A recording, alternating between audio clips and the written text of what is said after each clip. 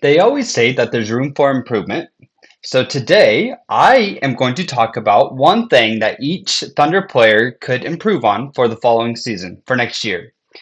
Hello, my name is Nathan, and this is Thunder Up Talk. Again, I just want to say thank you for everyone who listens, comments, likes. I really do appreciate it. I love talking Thunder basketball, so anything you have to say back to me, I just love it. So let's get started. I'm going to start just going down the list, starting with Shai.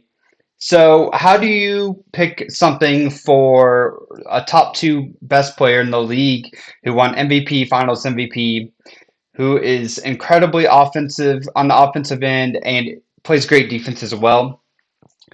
The only thing that I could really think of is that his 3-point attempts. So last year he averaged 5.7 3-point attempts per game during the regular season. And I just feel like that could go up a little bit, even if it was one or two a game extra.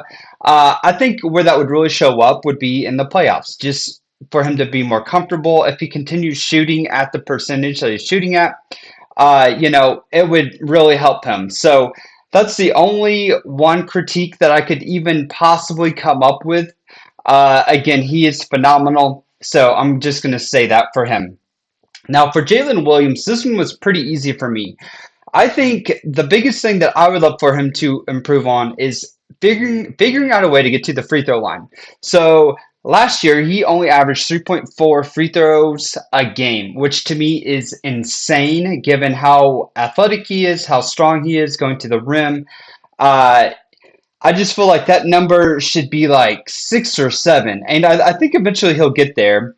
I know when Shea made a big jump getting to the free throw line, that really changed the perception on how good Shea could be. So getting that 3.4 free throws per game up to 6 or 7, I think would help him a ton. And he averaged 19.1 points per game. That would get him in the low to mid-ish 20 points per game just with that improvement alone. Now Chet. This one was pretty easy for me too. Again, I just think the one thing that he could have improved on, aside from just being healthy, but he can't control that, is just the 3-point shooting in the playoffs in particular.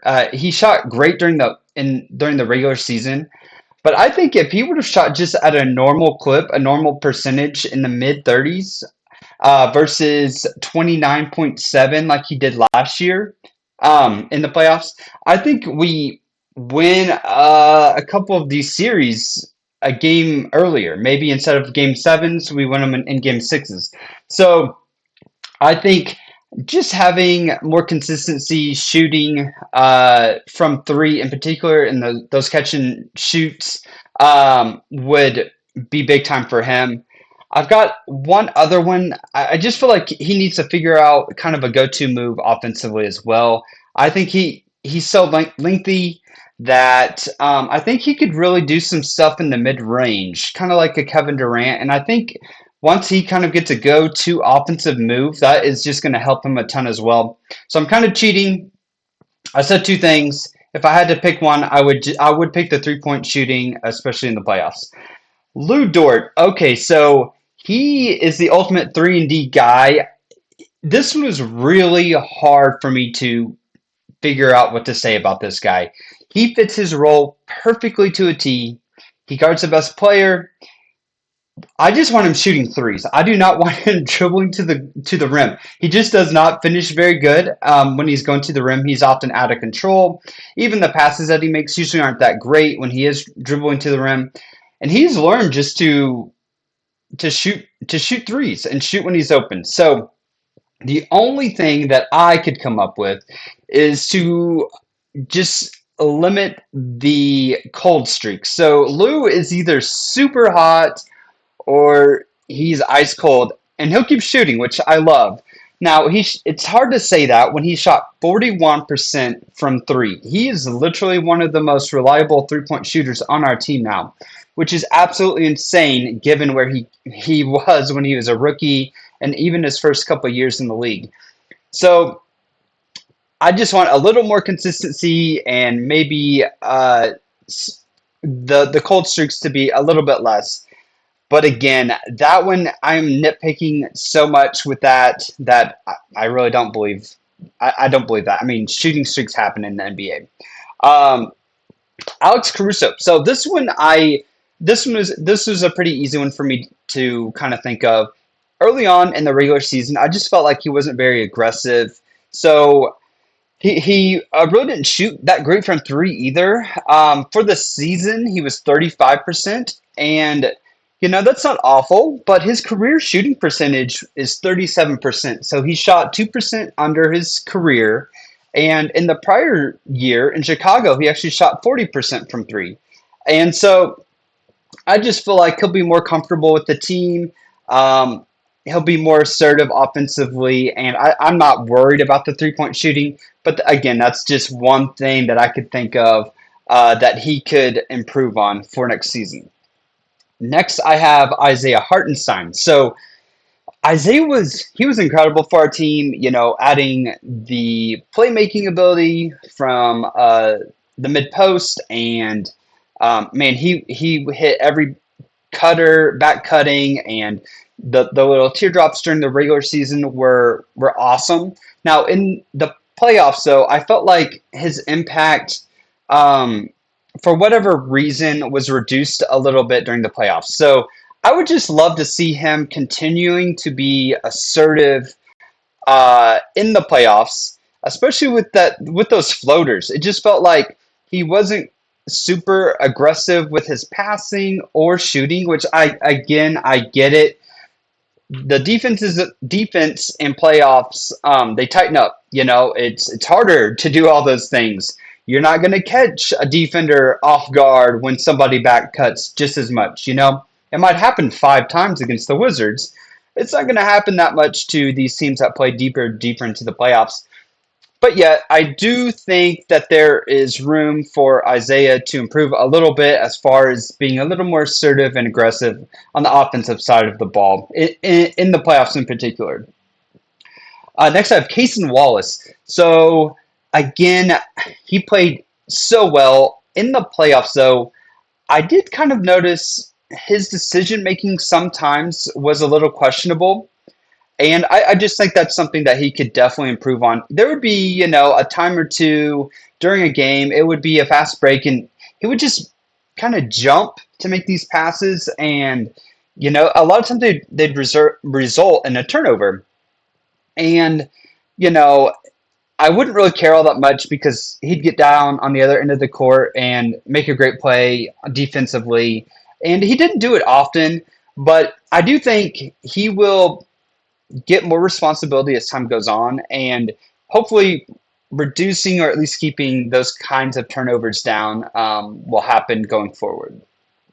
Next, I have Isaiah Joe. Okay, so Isaiah Joe, we probably all have some opinions about him.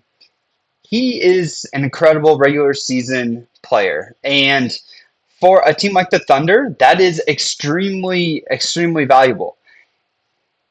It got us the first seed in the playoffs. And having home court advantage in the playoffs, in hindsight, was pretty important. So having these guys like Isaiah Joe, Aaron Wiggins, even if they don't play quite as good in the playoffs as they did in the regular season, there is extreme value in having guys like that on our team. With that being said, he has got to figure out, and I think this is kind of a coaching staff situation too. We've got to figure out ways to get him more 3-point attempts in the playoffs. That is what he does. He's a sniper, and I just feel like there is opportunity, you know, have him run off a million screens. I don't know. But I just feel like there's more opportunity for him to get a few more shots off during the playoffs. I would love that for him. I think he could make a slightly bigger impact in the playoffs than he did this past year. So that would be my one thing that he could improve on as well. Uh, Next, I've got Aaron Wiggins. He's another role player that I just love. He he is so good on the offensive side of the court, and I just feel like defensively sometimes he has lapses. He's kind of the guy that people can kind of go against a little bit on the defensive end. I also think he could just be like a little tougher, be a better rebounder for his size and athleticism. Um, Again, This isn't something that I just think is something that he does terrible with, but I do think these are some things that he could improve on. Again, the theme in this video is for the majority of the people, I'm talking about things that they could do in the playoffs. Um, Number 10, I've got AJ Mitchell. He played really well. I just think he needs more experience, just to play to be again a little more assertive. And I feel like I'm repeating this over and over. We have such young guys that once they get I think just getting last season under their belt, a long playoff run, I think will help. I think he could be a guy that does a little bit more than just kind of get us into our offensive sets, which we don't really need more. But I do think there could be opportunities where he could be a little more assertive and aggressive, going to the hoop, maybe taking some shots without hurting the team, being detrimental. Um, but again, that's nitpicking a ton as well. Uh, Kendrick Williams, he's another one. Lou Dort and him were extremely tough for me to just come up with something because they both just play their roles so well. Kendrick is one of those guys where if he doesn't score a basket, it doesn't matter, but you feel the impact, you feel the toughness, you feel the rebounding. He'll guard a guy like Joker for like a play or two. He just makes these plays that really stand out. But oddly enough, and I don't, you can correct me if I'm wrong, it felt like he just would sporadically miss these bunnies, like these wide open layups, or just occasionally, and you kind of go, oh well, it's Kenrich, like it's fine, it's not the end of the world, and I feel like I saw that during the regular season. Do I really care? No, that's the only thing I could come up with on what he might be able to improve on. Um, Next, I've got Jalen Williams. I think he could actually. So he's a really good passer. He's improved so much from three, which I think really helps our team. He does tend to miss around the rim a little bit. I do think that is something he could improve on. I think he could get a little better at finishing around the rim. So that's the only thing I could really think of for Jalen. Next, I'm going to shoot through these pretty quickly. Usman Jang. So he is so baffling to me. He's this huge 6'10", super athletic, super young wing that has all these tools. Like he's got a good shot, it looks like. He can play NBA level defense. He just is one of the least assertive, aggressive players that I've seen. And that's something that he could improve on for sure. He just kind of floats around. He floats around the perimeter. We've seen players like that. We've seen players like that in the Thunder. Us may not even be on the roster. Uh, who knows? This offseason, he may not be on the roster. We may trade him at the trade deadline later on this year. Who knows? But that's definitely one thing that he could improve on. I kind of want to talk about the two of the rookies. So Topic and Barnheiser, I really think it comes down to the shooting if they're going to be able to really make the impact that I think they can, hopefully later on in their careers. Topic at least has the elite gift of, I think he's got high IQ and his passing ability um, is already off the charts for such a young player, making him probably the best or second best pure passer on the team. But he's got to work on that shot, and that's something that a lot of young rookies, a lot of NBA players have to work on. Lou Dort did, and look where he's at now. Again, the same thing with Brooks Barnheiser. So he, I think, is elite at hustling and just playing hard, rebounding for his size and position. And I think for him to stick in the league, he's going to have to also find the shot.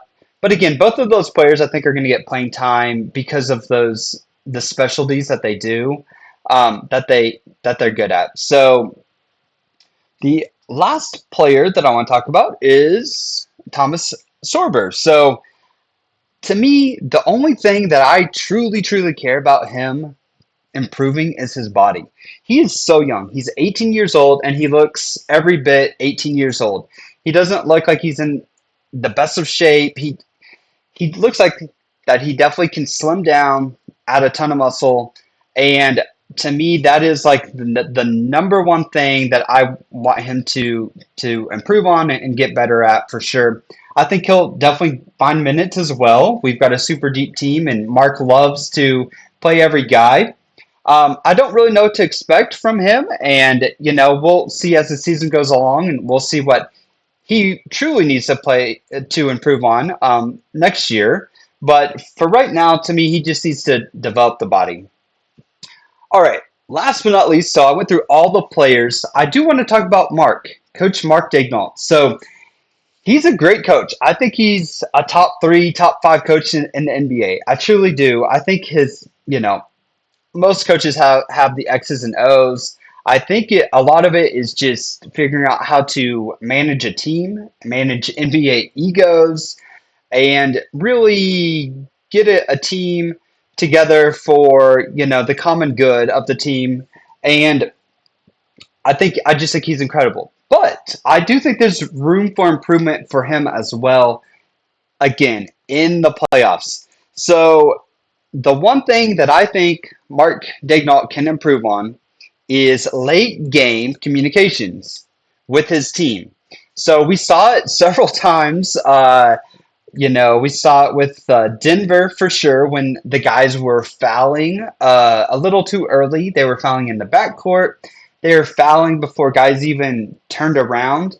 And those extra seconds here or there could have totally changed the way, the game laid out. So um, I just think because we won so many games, we won 68 games, we really didn't have very many close games at all. There just wasn't a whole lot of experience in late game situations. And I think it showed. I think it showed that we were a young team.